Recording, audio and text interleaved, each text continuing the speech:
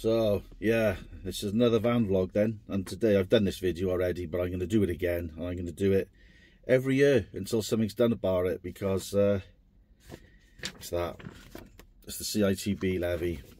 And if you don't know what the CITB levy is, I'll leave a link up there somewhere for the previous video I've done. But basically what the levy is, it is a legal requirement submitted by law that I have to fill this document in by the 30th of June 2024. And what it is, basically, it's a government run agency, or whatever you want to call it, and if you earn over £135,000 for a small business levy, then you obviously have to pay. If you earn under £135, so that's for, I'll read it, if payments made to employees on the payroll and net paid taxable CIS contractors combined were less than £135,000, you will not pay a levy, but you do need to complete a levy return form. And then there's the other one, which is small business levy reduction. If your business earns between £135,000 and £449,999, then if that applies to you, then you will receive an automatic reduction of 50%. So then what they're saying is you have to pay a levy. So my understanding is there's loads of people up and down the country who were registered with this, like myself, didn't know that they were registered with it at all in the first place, signed up for an apprenticeship, got registered into this, and we have this every year. Now, why am I moaning about this? Because I don't have to pay, but I just still winds me up, because if I expand my business and I get above those criteria, I might be above the criteria now, because I haven't even checked my accounts to fill it in yet. So if I get above that criteria, I got to start paying for something that I didn't know I had to pay. So I phoned the CITB because I asked them some questions about coming out of it. I was told no, you can't. It's a legal binding, law-abiding thing, or whatever it is, whatever you call it. We got to be registered to.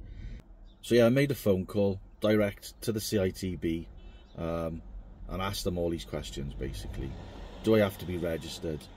I do. So it's a legal binding document. You have to be registered to it. You have to adhere to it.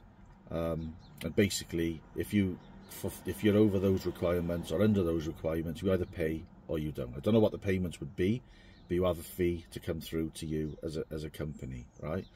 So then I asked the question of, is everybody registered? So I said a lot of my competitors who were coming up, you know, maybe earning a little bit less than me, a bit more than me, but you know, my competitors then, I've spoken to them, and none of them are signed up for it. They don't even know what it is. Why am I signed up for it? If it's a legal binding agreement, document, and everybody governed by the UK government should be signed up for this, why am I signed up for it, and why are all my competitors not signed up for it? So they said they got a team of people going round that looking out for businesses and signing them all up every day. And that happens every day, every month, every year, and that's ongoing throughout the UK. But still, none of my competitors or anybody that I know knows anything about it. So I'm signed up for it.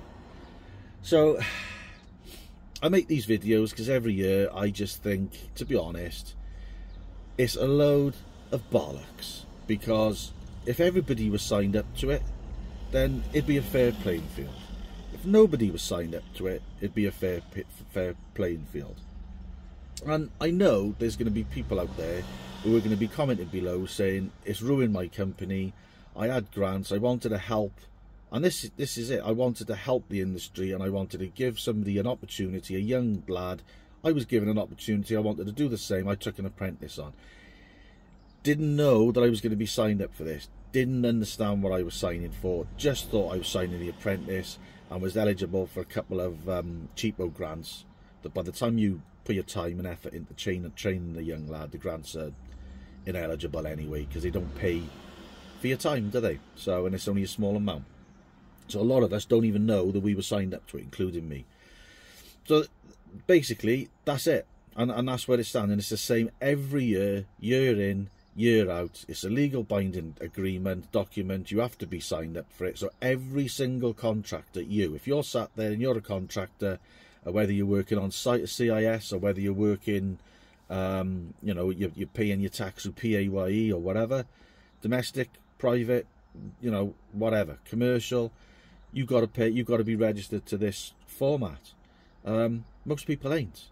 So the government, the UK government, what the bloody hell are you doing? What the friggin' hell is going on? And why are so many people having to pay it? And so many people in the same size business. If I was a business and I fitted into that criteria and I had to pay that, right, and all my competitors didn't have to pay it, and I was X amount of £1,000 down compared to the other guy. So to pay for that, you have to put it in your price, right? So I don't know how much it's going to be. You tell me in the comments below. If you've been billed, let me know in the comments below how much you've been billed and how much you earned that year, if that's something you want to share, right? Say it's 30 grand. You got to put that 30 grand into your pricing over the year. So then what happens is your competitors are cheaper than you because the government have signed up for this thing. You legally got to sign that you're signed up to. You're into it. You're fulfilling your legal agreement in the UK. But Muggins next to you, he haven't signed up for it because nobody's ever asked him, and he don't know nothing about it, so he's not going to bother signing up to it. It's just, how the bloody hell in 2024 is that fair, right? How the hell is that fair? I don't get it. And nobody can bother to explain it to me, because as much as you explain it, and I've just spoken to the representative on the phone, it ain't fair. They just keep saying the people that are out actively on a daily basis signing people up are an absolute load of bollocks, because I in my 35 years, the only people I've ever known that signed up for this is bloody me. I know a fair few people in the trade, none of them signed up for it. Nobody. So anyway, another little rant about the CITB construction industry levy form you have to fill in. Complete and utter load of bullshit. So yeah, leave them in the comments below if you've been wrapped up in this, because, you know, it's hard enough in the construction industry anyway, with all the rain and all the constraints and the safety, and you know, if you're working on private, trying to get work and being competitive and all the rest of it that goes with it, your van, your petrol, everything you have to pay for. You know, if everything's on a level playing field and you're playing fair within that field, fine. But when you've got something like this, it's wrapped around your neck like a lump of kryptonite that's dragging you down, and it's not fair for one and it's fair for the other, and then everybody's not having the same, and it's UK government based, what a complete and old load of bollocks. So there we are, I'll leave it at that. Thank you very much. Rant over. See you on the next one. Happy campers. Ta-da.